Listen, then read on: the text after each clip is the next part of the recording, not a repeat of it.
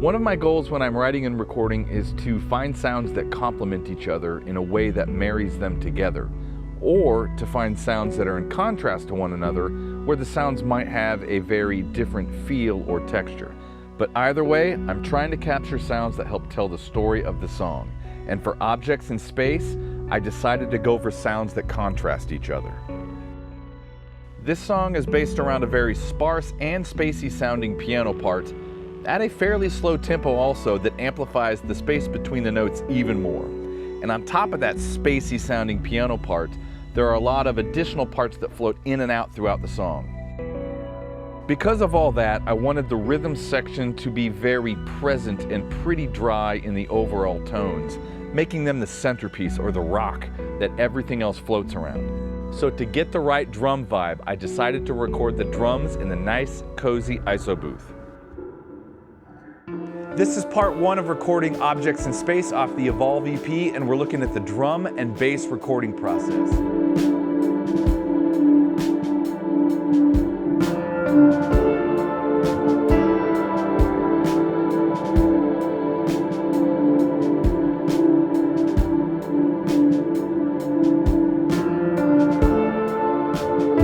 So after a little bit of testing and some trial and error, I made a few adjustments with the mics and hi-hats. So I actually have a Heil PR48 on the kick, a little bit outside, and then this Roswell Proto mic. And I ended up running them through the 15 IPS hardware from DIY recording and hitting them kind of hard going in to try to just get some vibe right out of the gates. Actually, really, I wanted to just find the sound out of the gates, so I'm not going to do a whole lot after the fact. But I ended up pulling my overhead down to, this is probably about 6 or 8 inches in front of the snare, and then I have these two kind of little gobos that I can mount on, gobos, not really gobos, just, I call them they're like mini gobos, that I mount on mic stands to block out some of the ride and some of the hi-hat, and then I'm balancing everything completely with my playing. I tried I think 5 or 6 different hi-hats. You probably can't see, but I have 2 other sets down here and 2 sets down on the floor. So yeah, this is hi-hat number 5, which is my Peisty Giant Beat combo, which I really like. It was a bit rounder and smoother and just kind of fit the vibe of this track, I felt. It is a tight fit here in the ISO booth, but it's actually kind of fun because everything is very, you hit something and it's very right here in front of your face. So I'm actually looking forward to seeing how all this goes down. So I'm gonna get a vibe set up with some lighting and we're gonna do a little tracking. Here we go.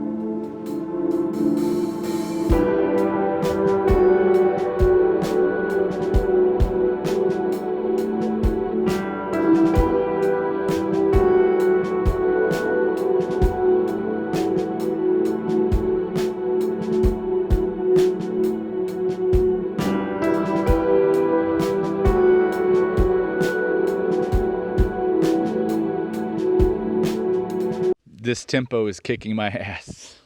Trying to get the whole thing, including the kick, to lay back. Whew. And to keep my head in the game. And not let it start wandering to the kick drum if I feel it moves. Just keeping it focused and moving forward. That's tricky right now.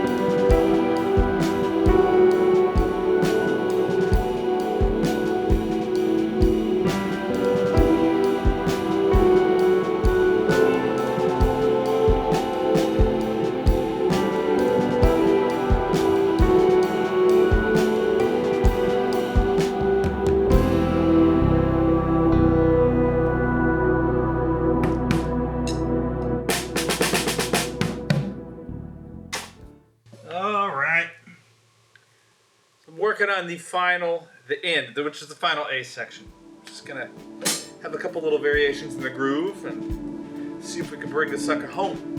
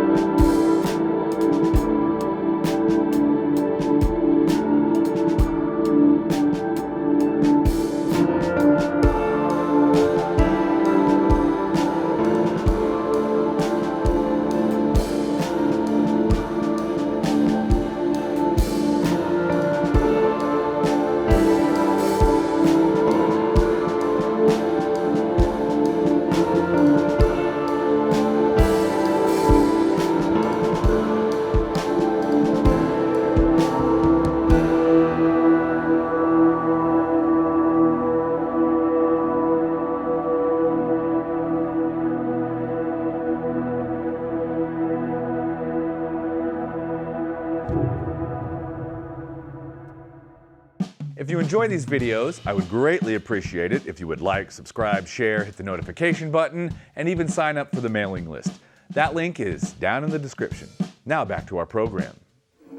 I am a huge advocate for getting great bass players on your songs.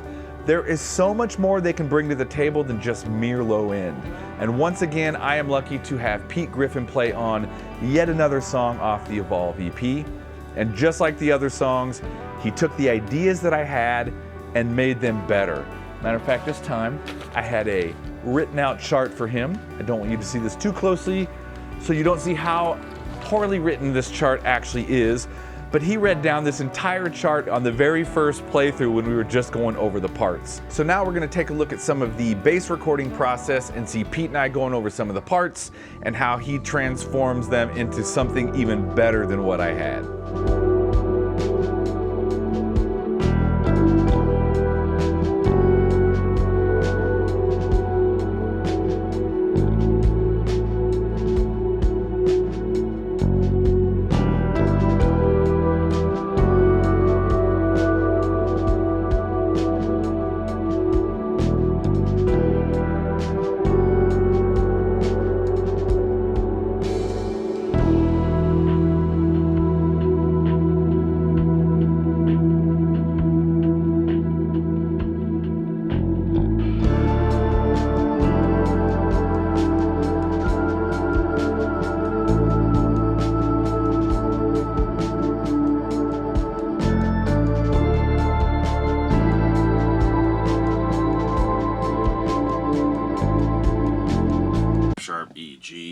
Yeah, G, F, E, G. Like, is that F sharp the best note there? I think G might be better. So.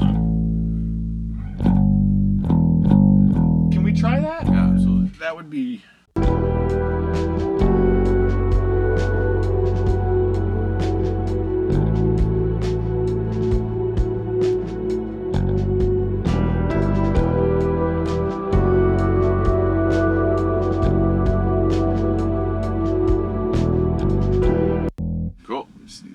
Yeah, I think that actually flows.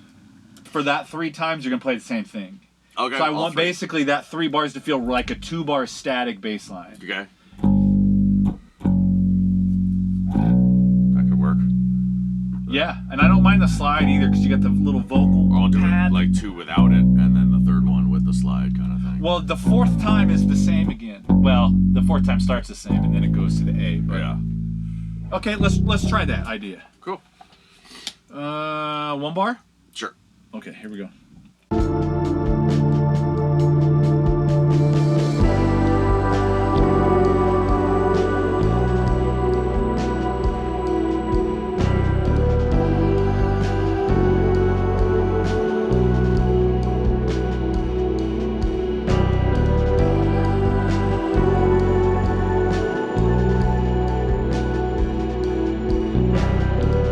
Is there another note idea? No, it's too major. Yeah, we'll have that in a second. Because I don't mind this. The B works, yeah, I think it works. I like the way you played this 3rd.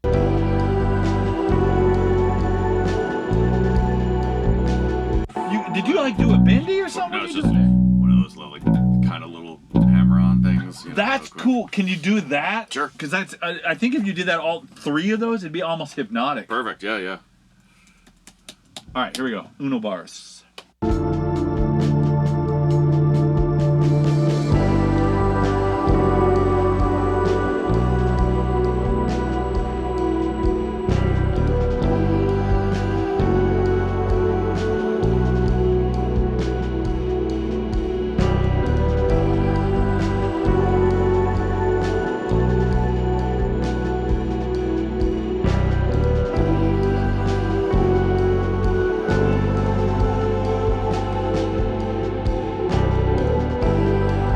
I'm fine with all of that. Cool. I don't have a problem. I wonder if you could pick it a bit more.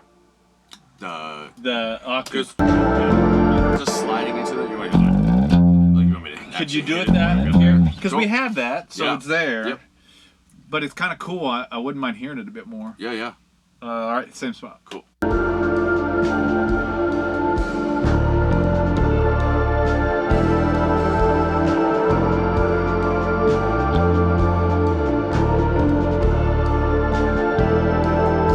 Let's try that again. Now don't do the pickup after it. Let that octave hang. Oh, gotcha. Because it's actually now with picking it, because it comes out, I think the pickup after is too much. It's too quick.